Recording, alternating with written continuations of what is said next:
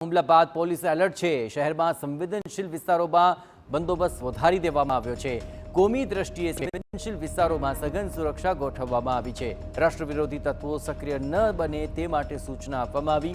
Arms એક્ટના ગુનામાં આરોપીઓ પર પણ બાજ નજર રાખવામાં આવી રહી છે। ખાસ કરીને રેલવે સ્ટેશન, બસ સ્ટેશનો પર સુરક્ષા વધુ સઘન કરી દેવાય। શહેરમાં વસતા પાકિસ્તાની નાગરિકોની માહિતી માંગવામાં આવી રહી છે।